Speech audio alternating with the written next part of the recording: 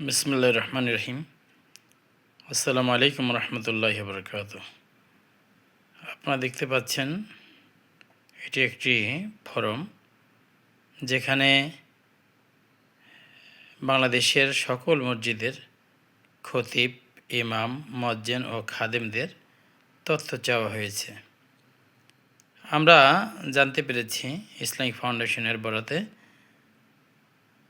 Eid bonus দেওয়ার একটি ঘোষণা বর্তমান সরকার দিয়েছেন। আমরা তাদেরকে সাধুবাদ জানাই। দেখতে পাচ্ছেন ইসলামিক ফাউন্ডেশন সমন্বয় বিভাগের চিঠি। বাংলাদেশে অবস্থিত সকল মসজিদ ও মসজিদে কর্মরত খতিব, ইমাম, মুয়াজ্জিন ও খাদেমদের তথ্য আগামী 2 তারিখের মধ্যে ইমেল যোগে ইসলামিক ফাউন্ডেশন কর্তৃপক্ষ পাঠিয়ে দেবেন ঢাকাতে। সেক্ষেত্রে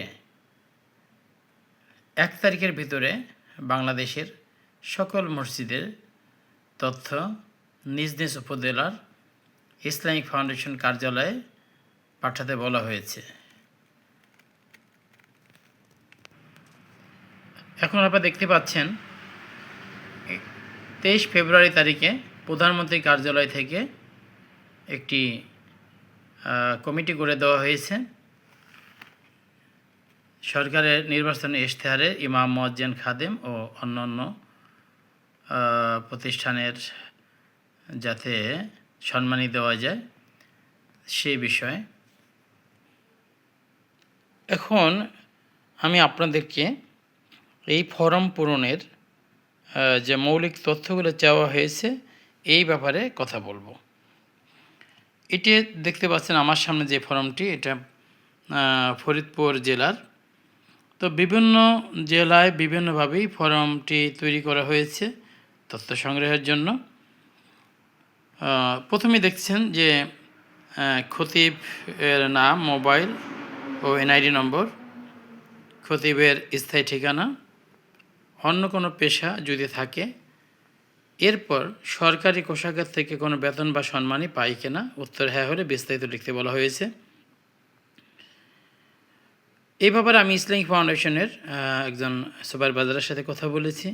তিনি জানিয়েছেন কেউ যদি ইসলামিক ফাউন্ডেশনের শিক্ষক হয়ে থাকেন তিনি এখানে লিখবেন তিনি মৌশিকের শিক্ষক, তাহলেই হবে। আপনারা দেখতে পাচ্ছেন যে প্রথমেই খতিবের নাম, মোবাইল নম্বর ও এনআইডি নম্বর, দ্বিতীয় আছে ইমামের নাম, মোবাইল নম্বর ও এনআইডি নম্বর, তৃতীয়তে আছে মুয়াজ্জিনের নাম, মোবাইল নম্বর, এনআইডি নম্বর, চতুর্থ পর্যায়ে আছে খাদেমের নাম, মোবাইল নম্বর, এনআইডি নম্বর, এবং সর্বশেষ একটি কলম আপনারা দেখতে পাচ্ছেন জাতীয় পরিচয়পত্রের ফটোকপি সংযুক্ত করতে হবে।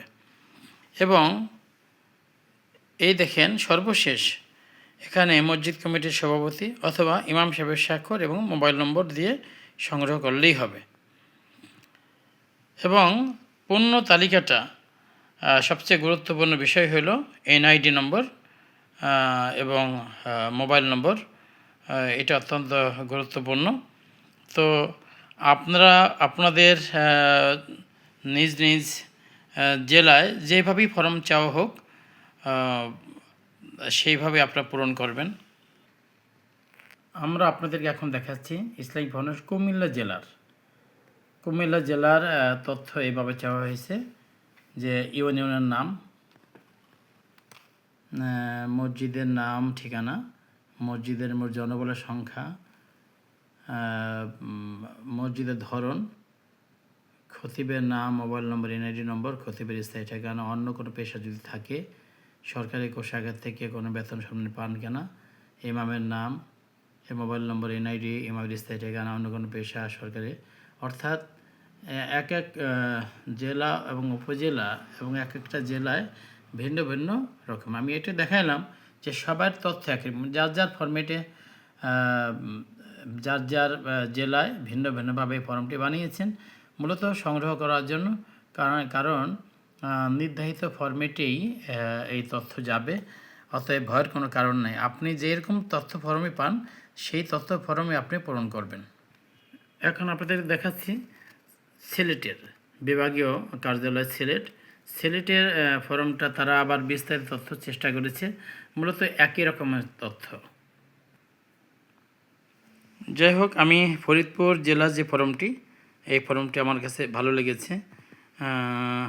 আপনারা যদি কেউ কমেন্টস বক্সে আমাকে বলেন, তাহলে আমি বা আমার হোয়াটসঅ্যাপ নম্বরে আপনারা যদি তথ্য চান বা ফর্মটি চান পিডিএফ কপি বা জেপিইজি ফরম্যাটে, আমি ইনশাল্লাহ ফর্মটা আপনাদেরকে পাঠিয়ে দেবো ইনশাল্লাহ। আমি আমার নম্বর ইনশাল্লাহ দিয়ে দেবো কমেন্টস বক্সে অথবা ডিসক্রিপশন বক্সে, আপনারা অবশ্যই সেখানে পেয়ে যাবেন ইনশাল্লাহ। যাই হোক, ভিডিওটি করেছিলাম বাংলাদেশের সকল মসজিদ ইমামদের জন্য। আপনারা আপনাদের তথ্যগুলো জমা দেন। আমি আশাবাদ ব্যক্ত করছি নতুন সরকারের কাছে যে এবার অন্তত ইমাম সাহেবগণ হতাশ হবেন না। এই আশা পোষণ করছি যে যাতে সকল ইমাম, মুয়াজ্জিন, খাদেম, খতিব তারা সম্মানী পান এবং যথাযথ সম্মানী যেন তারা পান, এই আশাবাদ ব্যক্ত করছি। এবং আমরা বিগত সরকারের আমলে, অর্থাৎ গত তত্ত্বাবধায়ক বা অন্তর্বর্তী সরকারের আমলে কিন্তু আমরা একবার ফর্ম জমা দিয়েছিলাম, সেটার আলোকে কিন্তু আমরা কিছু পাইনি, অর্থাৎ ইমাম সাহেবগণ কিছু পান নাই। সেই হতাশা আছে। আশা করি এবার ইনশাল্লাহ হতাশ হবেন না।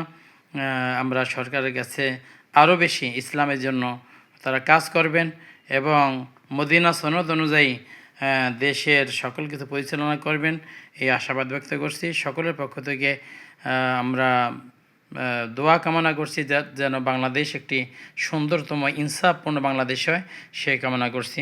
সকল ইমাম, খাদেম, মুয়াজ্জিন এবং খতিব সাহেবদের জীবনের সাফল্য কামনা করছি। সকল আলেমদের সাফল্য কামনা করছি। আল্লাহ রাব্বুল আলামিন সকলকে ভালো রাখুন, আমিন। আমা আলী আল বালাগ। আসসালামু আলাইকুম ওয়া রাহমাতুল্লাহি ওয়া বারাকাতুহু।